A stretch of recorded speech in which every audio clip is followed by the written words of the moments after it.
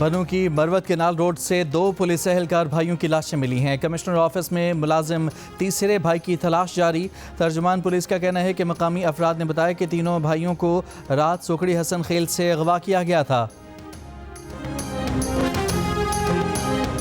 Bajaur police کی ابابیل squad پر فتنہ الخوارج کا حملہ، 4 پولیس اہلکار شہید، 2 اہلکار زخمی۔ ڈی پی او کے مطابق زخمی اہلکار ڈسٹرکٹ ہیڈ کوارٹر اسپتال خار میں زیر علاج ہیں۔ شہداء کی نماز جنازہ پولیس لائنز باجوڑ میں ادا کر دی گئی۔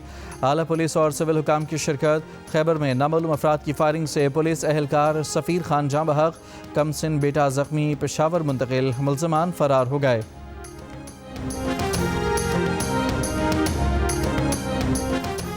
پاکستان کے دورے پر آئے IMF وفد کے کراچی میں اسٹیٹ بینک کے ساتھ آج مذاکرات ہوں گے۔ ذرائع کے مطابق اسٹیٹ بینک کے ماہرین IMF کو معاشی کارکردگی پر بریفنگ دیں گے اور زر مبادلہ ذخائر کی بہتری پر بات ہوگی۔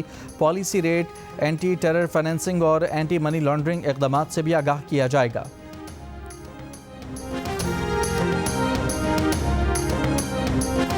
190 ملین پاؤنڈ کیس میں بانی PTI اور بشرا بی بی کے سزا معطلی درخواستوں پر جلد سماعت کی استدعا۔ اسلام آباد ہائی کورٹ کے چیف جسٹس سردار محمد سرفراز ڈوگر اور جسٹس محمد اعظم خان متفرق درخواستوں پر سماعت آج کریں گے۔ بانی PTI کی سزا معطلی کی درخواست میڈیکل بنیادوں پر بھی جلد سماعت کی درخواست دائر کی گئی ہے۔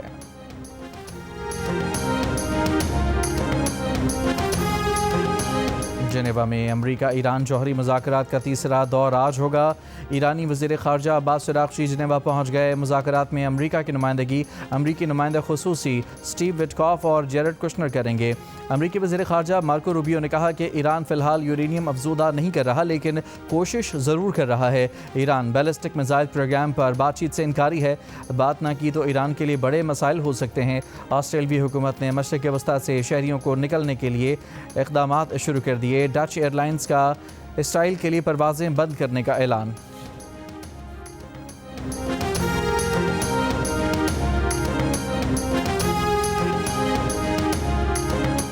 نائب وزیر اعظم Ishaq Dar OIC executive committee کے غیر معمولی اجلاس میں شرکت کے لیے آج سعودی عرب جائیں گے۔ آج ہونے والے اجلاس میں مقبوضہ مغربی کنارے میں اسرائیلی اقدامات کا جائزہ لیا جائے گا۔ اسرائیل کی جانب سے مقبوضہ علاقوں کو نام نہاد ریاستی زمین قرار دینے کے اقدامات زیر بحث آئیں گے۔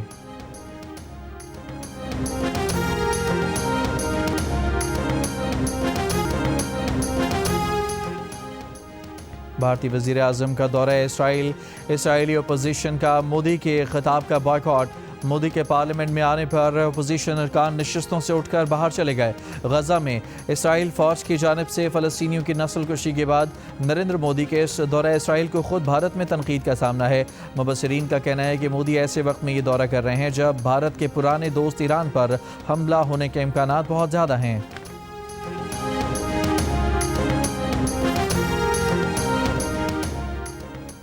دنیا بھر میں گزشتہ سال ریکارڈ 129 صحافی اور میڈیا ورکرز قتل کیے گئے۔ کمیٹی ٹو پروٹیکٹ جرنلسٹ نے صحافیوں کے قتل کی 2/3 واقعات کا ذمہ دار اسرائیل کو قرار دے دیا۔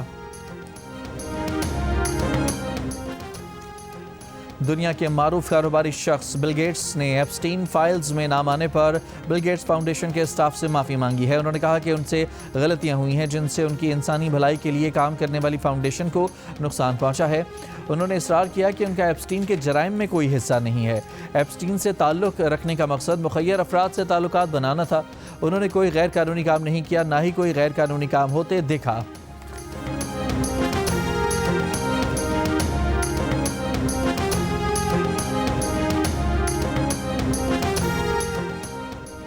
IMF کا امریکہ سے تجارتی پابندیاں کم کرنے کے لیے شراکت داروں سے تعاون کا مطالبہ۔ کہا امریکہ شراکت داروں کے ساتھ تجارتی رکاوٹیں کم کرنے کے لیے اقدامات کرے۔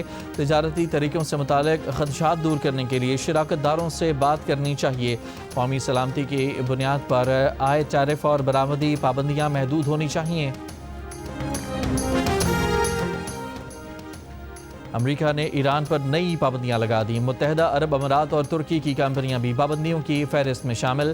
ایرانی تیل اور پیٹرولیم کی ترسیلات میں مدد کے الزامات پر پابندیاں عائد کی گئیں۔ دبئی میں رجسٹرڈ جنرل ٹریڈنگ اور شپنگ کمپنیوں پر امریکی پابندیاں۔ ترکی کی متعدد تجارتی کمپنیاں بھی ایرانی اسلحہ نیٹ ورک سے روابط کے الزامات میں بلیک لسٹ کر دی گئیں۔ امریکہ کا کہنا ہے کہ پابندیوں کا مقصد ایران کے میزائل پروگرام اور آمدنی کو محدود کرنا ہے۔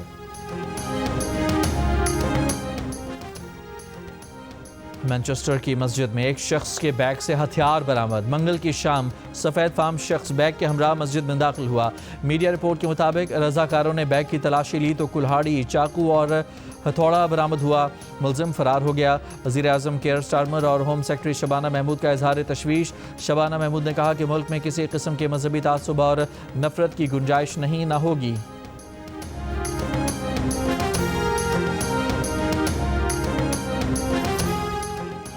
امریکہ کے سابق وزیر خزانہ لیری سمرز کمسنوں سے جنسی زیادتی کے مجرم جیفری ایپسٹین سے تعلق پر ہارورڈ یونیورسٹی میں عہدے سے مستعفی ہو گئے۔ لیری سمرز 1999 سے 2001 تک امریکی وزیر خزانہ اور 2001 سے 2006 تک ہارورڈ کے صدر رہے۔ کولمبیا یونیورسٹی کے نوبل انعام یافتہ نیورو سائنسدان رچرڈ ایکسل بھی ایپسٹین سے تعلق پر اہم عہدے سے مستعفی ہو گئے۔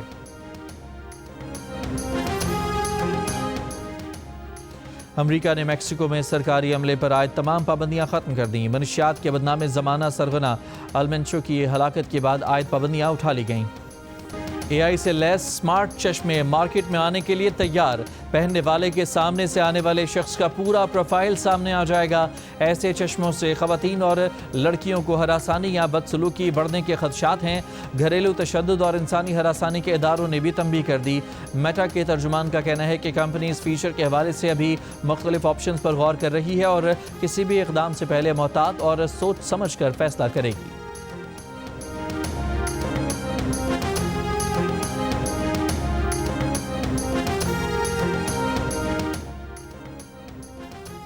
پاکستان ٹیم کے آئی سی سی T20 world cup semi final میں پہنچنے کے امکانات مزید کم ہو گئے۔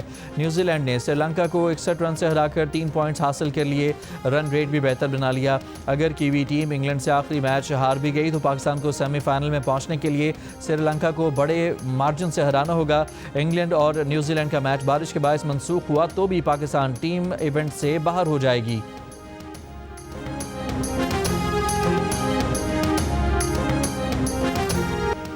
کیوی کپتان مچل سینٹنر اور میکونچی کی شاندار اننگز۔ نیوزی لینڈ کے 84 پر 6 وکٹیں گرنے کے بعد دونوں کھلاڑیوں نے 84 رنز مزید بنا کر سکور 168 تک پہنچا دیا۔ سینٹنر نے 26 گیندوں پر 47 اور میکونچی نے 31 رنز بنائے۔ ہدف کے تعاقب میں سری لنکن بیٹنگ ناکام، صرف 107 رنز بنا سکے۔ نیوزی لینڈ نے میچ 61 رن سے جیت کر رن ریٹ بھی بہتر بنا لیا۔ راشن رویندرا نے 4 کھلاڑیوں کو آؤٹ کیا۔ سری لنکن ٹیم شکست کے بعد سیمی فائنل کی دوڑ سے باہر ہو گئی۔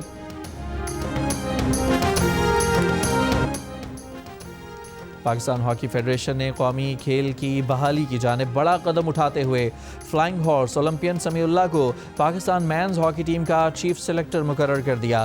سمیع اللہ کی تقرری PHF کے صدر محی الدین وانی نے پروفیشنل ڈیولپمنٹ کمیٹی سے مشاورت کے بعد کی ہے۔ صدر PHF کا کہنا ہے کہ سمیع اللہ قیادت میں ہماری سلیکشن کمیٹی بہترین نتائج دے گی۔